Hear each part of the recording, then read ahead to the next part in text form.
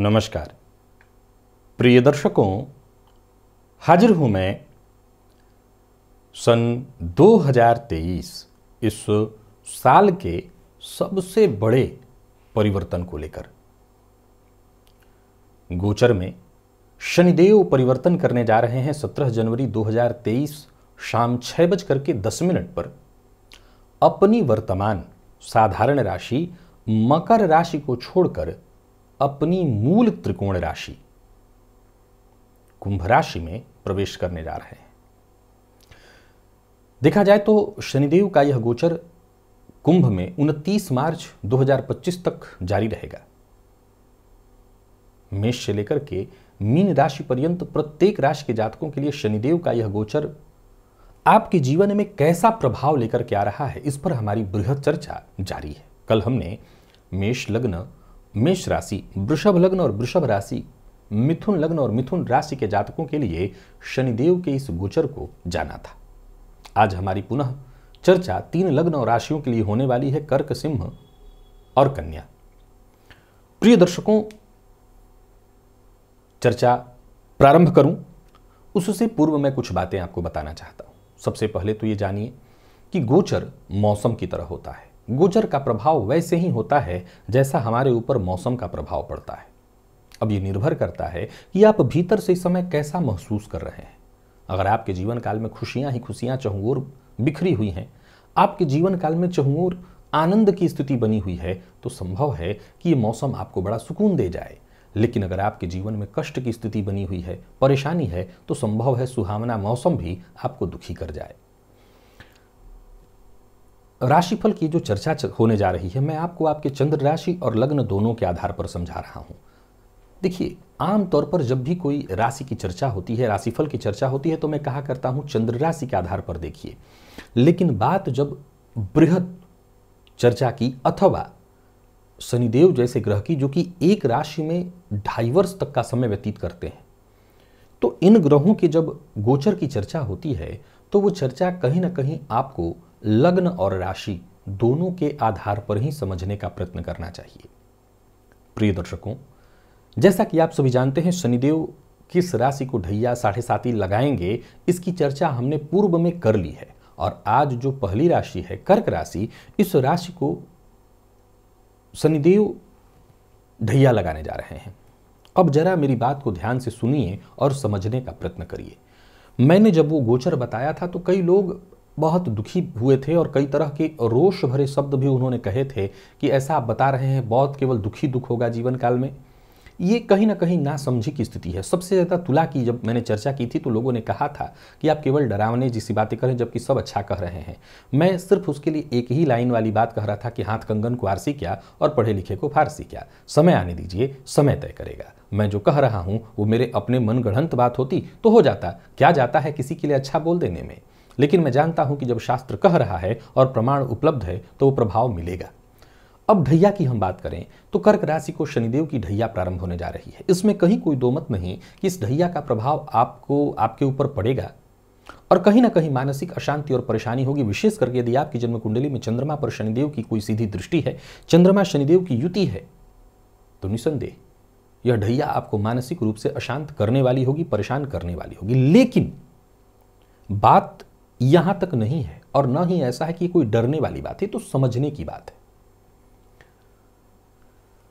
कोई भी व्यक्ति केवल एकमात्र ग्रह से प्रभावित नहीं है, वो नवग्रह से प्रभावित है। इसके पश्चात देश काल परिस्थिति का उसके ऊपर प्रभाव है और तो और उसकी जन्म कुंडली में संभव है कि कोई बहुत अच्छी दशा चल रही हो, उसका प्रभाव है। हालांकि मैं हमेशा कहा करता हूं कि शनि की 7.5 इत्यादि का ढैया का प्रभाव बहुत ज्यादा हमारे ऊपर पड़ता है क्योंकि चंद्रमा को प्रभावित कर देते हैं। फिर भी डरने की नहीं, समझने की आवश्यकता है। आप नवग्रह से प्रभावित हो रहे हैं तो अकेले शनिदेव आपका अहित नहीं कर सकते। हां, आपकी जन्म कुंडली में और भी कुछ बुरी परिस्थिति चल रही हो, देश काल परिस्थिति के अनुसार अगर देखा जाए। अब एक उदाहरण से समझिए, अभी बीते हम 2 साल कोरोना के चलते घर में बंद थे। इस महामारी ने सबको घर में बंद कर दिया था। अब उस दौरान सबके लिए लगभग एक जैसी स्थिति थी, लेकिन विश्वास मानिए कि ये वो समय था जिस दौरान कुछ लोगों का बहुत नुकसान हुआ तो कुछ लोगों ने जीरो से शुरू करके अपने आप को हीरो तक पहुंचा लिया, तो कुछ अच्छा भी हुआ। लेकिन अगर आप 100% सबके ऊपर देखें तो चाहे अच्छा क्या और बुरा क्या, सबको तो एक जगह बंद ही रहना पड़ा था। तो कई बार देश काल और परिस्थिति के हिसाब से भी ग्रहों का प्रभाव देखना पड़ता है। तो आप अपनी जन्म कुंडली को भी समझ लीजिएगा और तब इस चर्चा को आप बृहद ढंग से समझ सकेंगे। चलिए हम बृहद चर्चा प्रारंभ करते हैं। कर्क लग्न और राशि के जातकों के लिए शनिदेव का यह गोचर जो कि 2025 के 29 मार्च तक के लिए रहने वाला है, कैसा रहने वाला है? देखा जाए तो शनिदेव का गोचर आपकी राशि से अष्टम में होने जा रहा है और कहीं ना कहीं देखा जाए तो शनिदेव आपके लिए सप्तमेश और राशि से अष्टमेश होकर के अष्टम में गोचर करने जा रहे हैं। 8वें भाव में शनिदेव का होना वैसे तो कारक माना गया है, लेकिन ये अच्छा नहीं है। ये हर तरह की परेशानी की सूचना है। ये समय आपके लिए शनि की ढैया की सूचना है और कहीं ना कहीं आप परेशान होने वाले हैं। चाहे नौकरी पेशा है तो परेशानी, कार्य क्षेत्र में परेशानी, व्यापारी हैं तो व्यापार में परेशानी, हर कार्य जहां है वहीं रुक जाना, आपको बहुत हद तक दूसरों पर निर्भर होना पड़ेगा, जो कि सबसे बुरी बात है। समय वो अच्छा जहां इंसान खुद के भरोसे आगे बढ़े, समय वो बुरा जब आपको किसी और के भरोसे जाना पड़े। परिवार के मध्य कलह की स्थिति, परेशानी साफ साफ दिखाई पड़ रही। शनि की ढैया के चलते तनाव और मानसिक कष्ट बढ़ने वाला है। कार्य क्षेत्र में कोई ऐसा परिवर्तन हो सकता है जो कि आपको परेशानी में डालने वाला हो, परिवार से दूर कराने वाला हो, परिवार के मध्य कलह बढ़ाने वाला हो। स्वास्थ्य से संबंधित भी परेशानी, कोई दीर्घकालिक रोग की संभावना, संतान पक्ष से चिंता और परेशानी साफ साफ दिखाई पड़ रही है। आइए इस गोचर को मैं इस बोर्ड पर बृहद रूप से आपको समझाने का प्रयत्न करता हूं। जरा देखिए और समझिए। वैसे तो शनिदेव को अष्टम का कारक ग्रह कहा गया है। जब अष्टम के शनिदेव कारक ग्रह हैं तो फिर अष्टम की ढैया ये कष्ट प्रदायक क्यों हो जाती है? बड़ा गंभीर पक्ष है, समझने वाला विषय है कि जब शनिदेव अष्टम के कारक है, क्योंकि ये आयु के कारक है, तो जब ये आयु के कारक है तो अष्टम से बुरा प्रभाव क्यों देंगे? असल में इनका बुरा प्रभाव यहां से ज्यादा इनकी दृष्टियों से होता है। आप गौर करिए कि इस बार इनकी जो तीनों दृष्टियां हैं वो कहां कहां पड़ेंगी। इनकी तीसरी जो दृष्टि होगी वो आपके कर्म भाव पर पड़ेगी, जहां की मेष राशि बनी हुई है, ये इनकी नीच राशि होती है। फलतः इनकी तीसरी दृष्टि आपके दशम भाव पर पड़ने के कारण यह गोचर कार्य क्षेत्र में नानाविध परेशानियां उत्पन्न करने वाली होंगी। कार्य क्षेत्र में व्यर्थ की परेशानी, तनाव, साथ काम कर रहे लोगों का आपके साथ संबंध खराब होना, बेहतर प्रयत्न के बावजूद वो सफलता, वो मान सम्मान आपको न मिल पाना जिसके कि आप हकदार हैं। यानी कुल मिलाकर के यह समय आपके जीवन काल में परेशानी उत्पन्न कराने वाली बनेगी। पिता के साथ संबंध में परेशानी, पिता के स्वास्थ्य में परेशानी। अब इसके बाद शनिदेव की जो 7वीं दृष्टि पड़ेगी वो आपके द्वितीय भाव पर पड़ेगी। ये आपके वाणी का भाव है। अब जरा गौर करिए कि द्वितीय भाव में सिंह राशि का होना इस बात की सूचना है कि वैसे तो कर्क लग्न के या राशि के जातकों के लिए मैं कहा करता हूं कि बेहद भावुक भावना प्रधान होते हैं, लेकिन सत्य बोल देना, कड़वी वाणी का इस्तेमाल करना, ऐसा बोलना जिससे आपके न चाहते हुए भी लोग शत्रु बन जाएं, ये कुटुंब का भाव भी है, आपके अचल संपत्ति का भाव भी है। आपके जीवन में सबसे बड़ी परेशानी तब होती है जब आपका संचित धन बर्बाद होने लगता है। शनिदेव की 7वीं दृष्टि यही समस्या उत्पन्न करेगी और आपके संचित धन का ये समय नाश कराने वाला होगा। कुटुंब के मध्य परेशानी, कलह उत्पन्न होने लगना, वाणी पर आपका नियंत्रण न रह जाना और जीवन का वो बुरा दौर माना जाता है जब आप गलत संगति में आ जाते हैं, आपका खान पान बदल जाता है। अगर आप सात्विक हैं और कहीं आपको आदत लग जाए मद्यपान या मांसाहार की, तो समझ लीजिए ये बुरा समय है। भले कई बार लोग कहते हैं कि मैं इतनी परेशानी में था कि राहत के लिए लोगों ने कहा कि ये ठीक है, मित्रों ने कहा, मैं उनके साथ बहक गया। बचना होगा, नहीं तो शनिदेव को न्याय का देवता कहा गया है और अगर वो आपकी परीक्षा ले रहे हैं और परीक्षा के दौरान आपके कदम फिसल जाते हैं तो फिर वो न्याय नहीं करेंगे और वरन परेशानी का और मार्ग खोल देंगे। याद रखिएगा, जरूरी नहीं है कि ढैया का ये 2.5 साल ही कष्ट देता है। वैसे तो ढैया के 2.5 साल को भी मैं कहूं कि बहुत कष्ट की बात न हो, लेकिन असल मुद्दा यह है कि इसी दौरान अगर कोई बुरी लत आपको लग जाए, बुरी आदत लग जाए, तो वो जीवन भर की परेशानी हो जाएगी। सो सबसे पहले तो अपने चरित्र पर, खान पान पर आपको नियंत्रण रखना होगा अब आप तीसरी दृष्टि पर जरा गौर करिए, ये भी शत्रु दृष्टि होगी इनकी, और जरा गौर करिए वो कहाँ पड़ेगी। आपके जीवन का सबसे भावुक पक्ष वो आपके संतान का भाव है, आपकी विद्या, आपके प्रेम का भाव है, और शनिदेव की विच्छेदात्मक दृष्टि उस भाव पर पड़ करके उस भाव से संबंधित परेशानी उत्पन्न करेगी। फलतः प्रेम संबंध में परेशानी, विद्यार्थी हैं तो शिक्षा के क्षेत्र में परेशानी, पिता पुत्र के बीच मतभेद, वही मनुष्य की स्थिति, किसी न किसी बात को लेकर के मतभेद, पिता पुत्र के बीच दूरी। यानी आप नजर डालें और समझें तो यह गोचर आपको चहुओर से परेशानियों में डालने जा रहा है।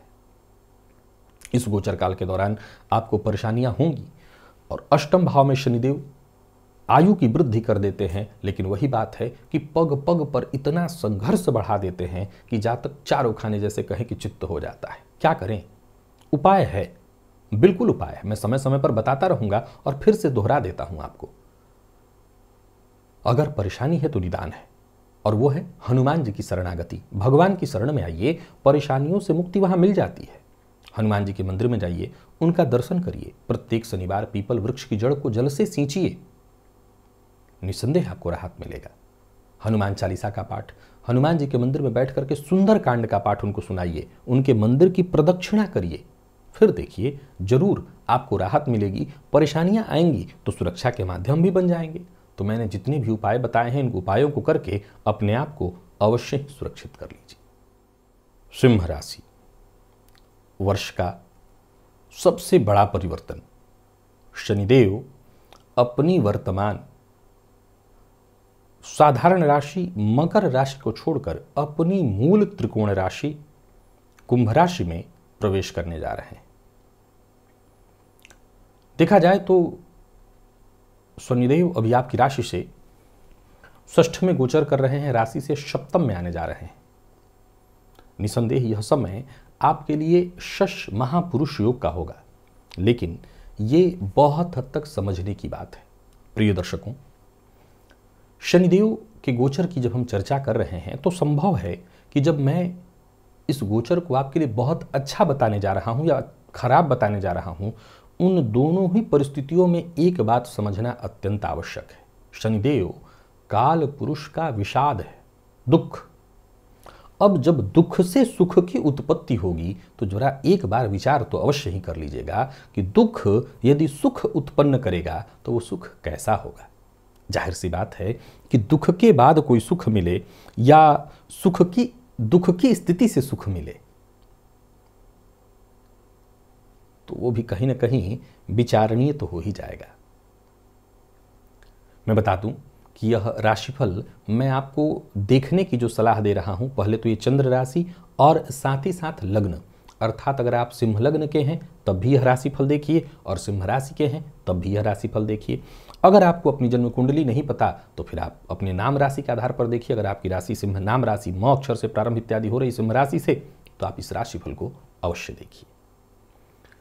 एक और बात, गोचर को हमेशा जानने की आवश्यकता है। गोचर मौसम की तरह होता है। मौसम का प्रभाव, मौसम तो एक ही होता है लेकिन हर व्यक्ति पर उसका अलग अलग प्रभाव देखने में आता है। जैसे मान लिया जाए कि मैं अभी सिंह राशि के जातकों के लिए शनिदेव के गोचर की चर्चा करता हूं और कुंभ राशि में ये शश महापुरुषों का निर्माण कर रहे हैं, ये बात कहता हूं, जो कि बहुत अच्छा है। पर संभव है आपकी जन्म कुंडली में कोई बुरा वक्त चल रहा हो, कोई दशा ऐसी चल रही हो जो मारक है, तो फिर संभव है कि मेरे द्वारा बताए गए अच्छी अच्छी बातों का भी आपके ऊपर कम प्रभाव ही देखने को मिलेगा। चलिए हम चर्चा प्रारंभ करते हैं और शनिदेव के इस गोचर को भली भांति समझने का प्रयत्न करते हैं। देखिए, शनिदेव का यह गोचर जो कि आपकी राशि से सप्तम भाव में होने जा रहा है, और आप जानते हैं कि सप्तम भाव का आपके जीवन में बड़ा ही गहरा महत्व है, बड़ा गहरा रिश्ता है इस सप्तम भाव से, क्योंकि आपके दाम्पत्य का भाव है, यह आपके व्यवसाय का भाव है। असल में आपका पूरा परिवार ही कहीं ना कहीं इससे जुड़ा हुआ है। जन्म कुंडली का चौथा और जन्म कुंडली का सातवां बड़ा गंभीर भाव है ये। अब सीधी सी बात है कि जब शनिदेव सप्तम में गोचर करेंगे तो या तो कार्य आपके विलंबित हो या कार्यों को टालने की आपकी आदत बढ़ जाए। यानी कुल मिलाकर के जो भी हो, आप और लोग इसको देखेंगे, बाहरी जो देखेंगे वो संभव है कहेंगे आलसी हो गया है, आलस्य इस पर हावी रहता है, कोई काम करना ही नहीं चाहता। और आप कहेंगे कि मैं कोई भी काम करने का प्रयत्न कर रहा हूं, कोई भी काम वक्त पर मेरा हो ही नहीं रहा है। दाम्पत्य जीवन में भी थोड़ी परेशानी दिखाई पड़ रही है, कलह की स्थिति उत्पन्न हो सकती है, तो मैं मतभेद की स्थिति उत्पन्न हो सकती है। हालांकि विवाह इत्यादि में शनिदेव शश महापुरुष योग का निर्माण कर रहे हैं, तो विवाह में विलंब के बाद ही सही अब उससे संबंधित चर्चा प्रारंभ हो सकती है। शनिदेव के इस गोचर से आपके अंदर क्रोध की वृद्धि होने वाली है। हालांकि वहीं देखा जाए तो कानून के जो जानकार हैं अथवा जो कार्यक्षेत्र में उच्चाधिकारी इत्यादि हैं, उनका कहीं ना कहीं सहयोग मिलेगा और प्रत्यक्ष या अप्रत्यक्ष आपके विरोधियों का स्वर, वो चाहे दबे स्वर में आए या चिल्ला के आए, आपके ऊपर वो हावी होने का प्रयत्न करेंगे, आप पर दबाव बनाने का प्रयत्न करेंगे। संभव है कि वो सहयोग आपको न दिखाई पड़े जिस सहयोग के आप अधिकारी हैं। साझेदारी में भी अनबन की संभावना दिखाई पड़ रही है, अनबन रहने वाली है। आइए मैं इस गोचर को इस बोर्ड पर बृहद रूप से आपको समझाने का प्रयत्न करता हूं। देखिए, शनिदेव के पास जो 3 दृष्टियां हैं, उन दृष्टियों को विच्छेदात्मक दृष्टि मानी गई है। अब सप्तम में शनिदेव गोचर करते हुए आमतौर पर आपके लिए शश महापुरुषों का निर्माण करें, लेकिन यहां बैठे शनिदेव की तीसरी दृष्टि आपके भाग्य पर, आपके व्यक्तित्व पर और आपके चतुर्थ भाव पर होगी। ध्यान से सुनिएगा और समझिएगा। और वहीं शनिदेव आपके सप्तम भाव, जो कि आपके जीवन साथी का भाव है, वहां गोचर करेंगे। असल में देखा जाए तो कंटक शनि इसे भी माना गया है। कुछ जगहों पर कंटक शनि के विचार में मतांतर है। कुछ लोग सप्तम भाव को भी प्रबल कंटक शनि का ही प्रभाव मानते हैं, और यह भी विचारणीय है क्योंकि यहां से बैठे शनिदेव की दृष्टि जो नवम भाव पर पड़ती है, तो नवम भाव आपके भाग्य का है, आपके पिता का है। अब कहीं ना कहीं ये धर्म से विमुख भी कराते हैं, पिता के साथ संबंध को खराब भी कराते हैं, भाग्य का साथ कम मिलने लगता है। पर सवाल खड़ा होता है कि शनिदेव अगर शश महापुरुषों का निर्माण कर रहे हैं, क्योंकि शनिदेव सप्तम में दिग्बली हो जाते हैं, तो जब दिग्बली हैं, शश महापुरुष योग दे रहे हैं, तो कोई लाभ नहीं मिलेगा? जरूर मिलेगा। कैसे? शनिदेव की देखिए तीसरी नीच दृष्टि सब आपके 9 भाव पर पड़ेगी। अब अगर आप धार्मिक कृत्यों से जुड़े रहते हैं, धर्मादि कृत्य करते रहते हैं, पिता का सम्मान करते हैं, तब तो फिर बहुत ज़्यादा घबराने की आवश्यकता नहीं, चिंता की आवश्यकता नहीं। यह समय शांति से आपका निकल जाएगा, यानी बहुत चिंता करने की कोई आवश्यकता नहीं है। लेकिन यदि आपका खान पान गड़बड़ होता है, कहीं ना कहीं आपका आहार व्यवहार खराब हो जाता है, तब फिर शनिदेव को आप न्यायाधीश कहते हैं, और फिर वो न्याय करेंगे, भाग्य का साथ नहीं मिल पाएगा, संबंध पिता के साथ खराब होंगे, गृह कलह की स्थिति उत्पन्न होगी। और समझिए, शनिदेव की जो दूसरी दृष्टि है वो भी शत्रु दृष्टि, 7वीं दृष्टि जो पड़ रही है आपके व्यक्तित्व पर, ये दूसरी दृष्टि इनकी मानी जाएगी, और ये भी शत्रु दृष्टि होगी। फलतः आपके व्यक्तित्व से संबंधित परेशानी, और वो व्यक्तित्व से संबंधित परेशानी क्या होती है? व्यक्तित्व से संबंधित परेशानी होती है आपकी सोच, आपका कर्तव्य, आपके काम करने का तरीका। जिनको बुरा नहीं मानना चाहिए वो भी बुरा मान जाएंगे। लोग बेवजह आपके शत्रु बनेंगे। कार्य में विलंब तो होगा ही होगा, कोई भी काम वक्त पर नहीं होने देंगे।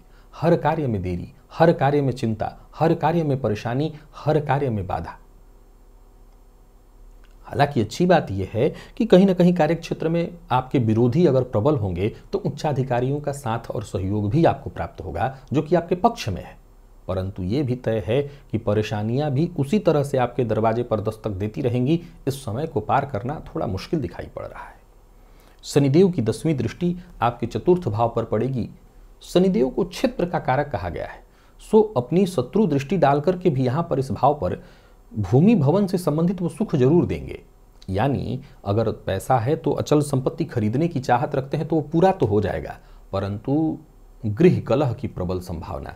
इधर पिता से संबंध खराब, इधर माता से संबंध खराब, माता पिता दोनों के स्वास्थ्य में परेशानी, रही सही कसर आपके स्वास्थ्य में परेशानी, सिर दर्द की शिकायत, आलस्य, कार्यों में बाधा, बनते कार्य का बिगड़ जाना, शत्रु के द्वारा धोखा देना, समाज में मान सम्मान की कमी, आपके द्वारा लिया गया निर्णय गलत हो सकता है और तो और जीवन साथी के साथ मतभेद की स्थिति भी उत्पन्न होगी।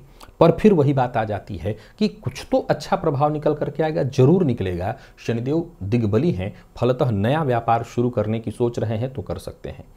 व्यापारियों के लिए बहुत बढ़िया होने वाला है यह समय। परेशानियों के साथ साथ व्यापार में कुछ अच्छाई भी उत्पन्न होगी। कहीं पैसा इत्यादि फंसा हुआ था, उसे प्राप्त करने के लिए आपको प्रयत्न करना चाहिए। संभव है कि वो पैसा आए। व्यापार में कुछ बड़ा करने की सोच रहे हैं, कुछ नया करने की सोच रहे हैं, तो यह गोचर आपके लिए अच्छा होगा। अब कुल मिलाकर के देखा जाए तो सिंह राशि के जातकों के लिए वैसे तो शनिदेव आपकी राशि से सप्तम में है, न ढैया कहलाता है ये, न साढ़े साती कहलाता है, सब कहलाता तो कुछ भी नहीं है। लेकिन जैसा मैंने कहा कि इसे मतांतर से कंटक शनि का ही एक रूप माना गया है। लेकिन मैं इतना कहना चाहता हूं कि मूलभूत बात यह है कि यदि धर्म के साथ रहते हैं, धार्मिक कृत्यों में आपकी रुचि होती है, धर्म करते हैं, तो यह गोचर आपके लिए सहयोगी सिद्ध होगा।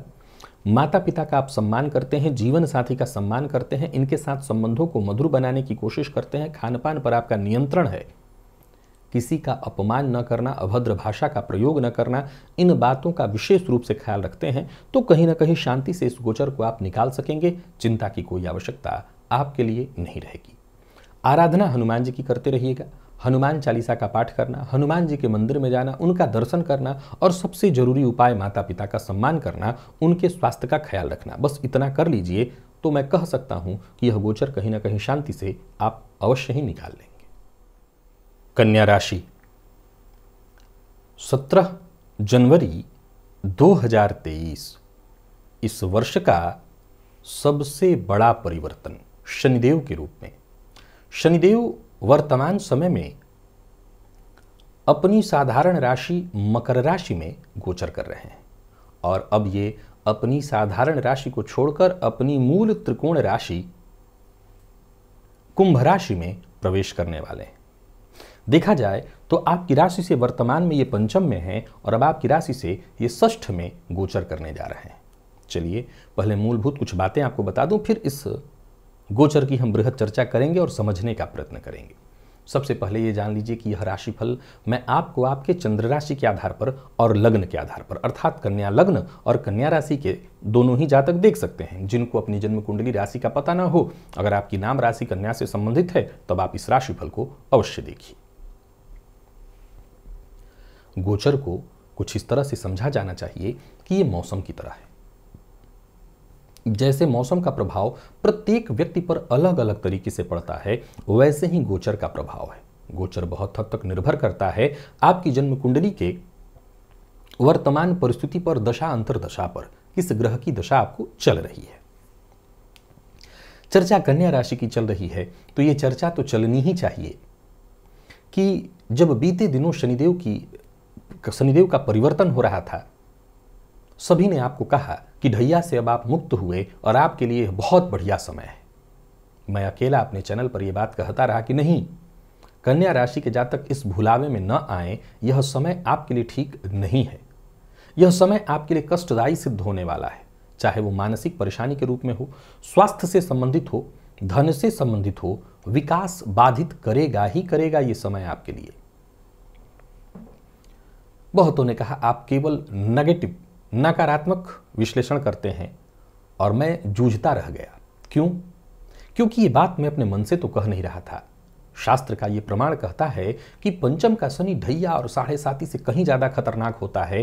ये व्यक्ति को टूटे फूटे बर्तन में खाने के लिए बाध्य कर देता है। मैंने कहने का तात्पर्य बहुत खतरनाक इसको कहा गया। मैं कहता रहा, लोग नहीं माने। समय बीता, और बीते समय के साथ कन्या राशि के जातकों के साथ जब परेशानी शुरू हुई, तब उनको समझ में आया कि वो ढैया से मुक्त हुए थे, लेकिन मुक्ति तो कहीं दिख ही नहीं रही है। परेशानी अनवरत निरंतर जारी है। फिर मेरे दर्शक मुझसे जुड़ने लगे और उनको ये बात समझ में आया। इसलिए आया क्योंकि ये मैं मन से नहीं, शास्त्रोचित कह रहा था।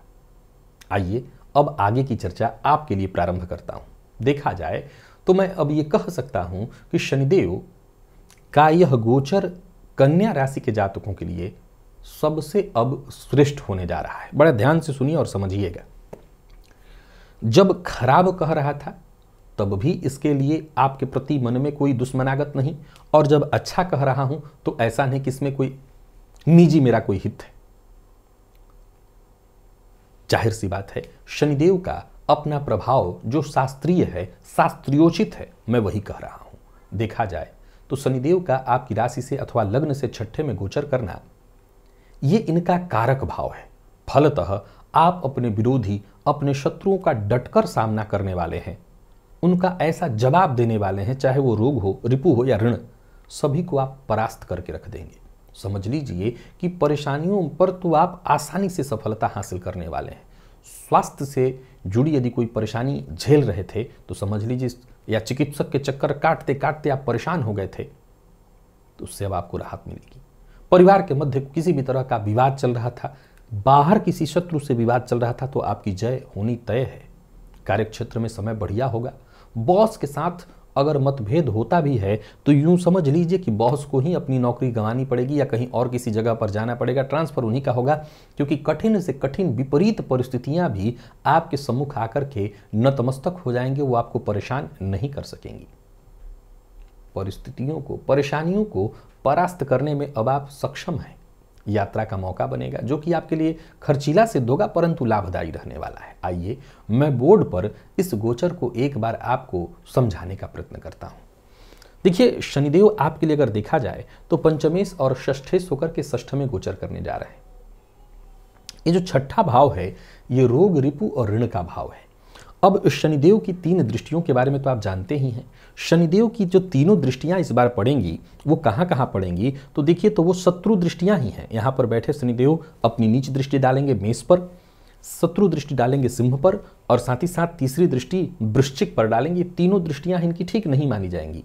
लेकिन कमाल देखिए कि ये आपके लिए तीनों भाव पड़ता कहां है। तो शनिदेव की तीसरी दृष्टि अष्टम पर पड़ेगी, और अष्टम भाव पर दृष्टि होने के कारण ये आपको आकस्मिक धनदायक भी बनेंगे आपके लिए, और साथ ही साथ स्वास्थ्य से संबंधित या लंबे समय से कोई ऐसी अड़चन, कोई परेशानी, जीवन काल में कष्ट चल रहा था जिससे आप मुक्ति पाने के लिए निरंतर प्रयत्नशील थे, यूं कहिए कि छटपटा रहे थे, तो आपको अब राहत मिल जाएगी। आगे सुनिए, शनिदेव की जो 7वीं दृष्टि 12वें भाव पर पड़ेगी, कोर्ट कचहरी से संबंधित कोई परेशानी है, पैतृक संपत्ति को लेकर के कोई विवाद, कोई परेशानी है, किसी भी तरह के शत्रुओं की पीड़ा से अगर आप जूझ रहे थे, तो समझ लीजिए कि यह गोचर आपको हर तरह से राहत देने वाली है। और शनिदेव की तीसरी दृष्टि के बारे में कह सकते हैं कि पराक्रम का भाव है। और एक कमाल की बात और कि शनिदेव आपके लिए और भी एक कारण है जिसके चलते मैं कह रहा हूं कि अच्छा प्रभाव देने वाले हैं। स्वयं वो कारक भाव में हैं और तीनों ही कारक दृष्टियां वो डाल रहे हैं।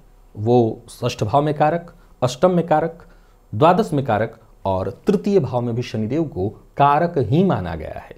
तो षष्ठ में बैठे शनिदेव अपनी तीनों दृष्टियां और स्वयं जिस भाव में है उन सभी भावों में कारकत्व की स्थिति उत्पन्न करेंगे। फलतः तृतीय भाव पर भी गोचर में इनकी दृष्टि होने से पराक्रम में आपकी वृद्धि होगी। पुरुषार्थ आपका इस गोचर काल के दौरान और बढ़ेगा, चाहे वो आपका सगा हो या आपका सगा न हो। जो आपका अहित चाहते हैं उन्हें तो अब शांत बैठना ही होगा, शत्रुओं को तो अब परास्त होना ही होगा। परेशानियां खुद ब खुद भागेंगी, अब आपको उसका पीछा करने की आवश्यकता नहीं है। एक बड़ा गंभीर प्रश्न खड़ा हो जाता है।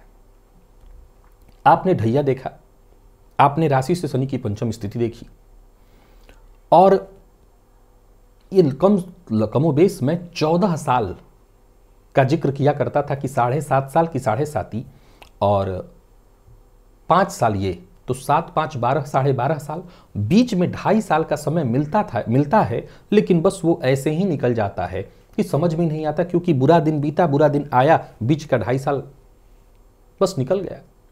तो कमोबेश ये 14 वर्ष का एक ऐसा समय जो जातक को चहुं ओर से संघर्ष देता है। लेकिन इस संघर्ष के दौरान जो भी आपने सीखा, जिनको आपने अपना या पराया जाना और माना, अब यही वो समय है कि अपने उस अनुभव, अपने उस ज्ञान का आप इस्तेमाल करिए और इस समय से जितना हो सके लाभ उठाने का प्रयत्न करिए। कुल मिलाकर के देखा जाए तो कन्या राशि के जातकों के लिए शनिदेव की इस गोचर को मैं बहुत ही श्रेष्ठ कहूंगा।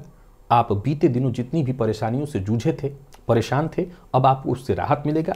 याद रखिएगा कि जो चीज़ 14 साल में बिगड़ा है 14 दिन में कभी ठीक नहीं होगा, टाइम लगेगा। लेकिन एक बात याद रखिए कि इन 14 सालों में जो भी आपने संघर्ष करके अनुभव प्राप्त किया है, वो अनुभव आपके बेहद काम आने वाला है। याद रखिएगा, ये अनुभव ही आपकी ज़िंदगी को बदलेगा और आने वाले दिनों में काफ़ी अच्छा आप समय देखने वाले हैं। तो तैयारी हो करिए, ये समय कन्या राशि के जातकों के लिए सर्वश्रेष्ठ है। हनुमान जी की आराधना करना न छोड़ें। सन्मार्ग पर ही चले, गलत मार्ग पर चल कर के आप अपने आप को केवल मुसीबत में डालेंगे। तो सन्मार्ग पर चलते रहिए, हनुमान जी की आराधना करते रहिए। यह गोचर आपके लिए अति उत्तम सिद्ध होने जा रहा है। तो प्रिय दर्शकों, आज पुनः हमने 3 और लग्न और राशियों की चर्चा की, कर्क, सिंह और कन्या। आज के लिए बस इतना ही। कल पुनः 3 लग्न और राशियों की चर्चा लेकर के मैं आप सबके सम्मुख उपस्थित होऊंगा। वो लग्न और राशियां हैं कन्या, तुला और वृश्चिक। आज के लिए बस इतना ही। इजाजत दीजिए, पुनः मुलाकात होगी। तब तक के लिए नमस्कार।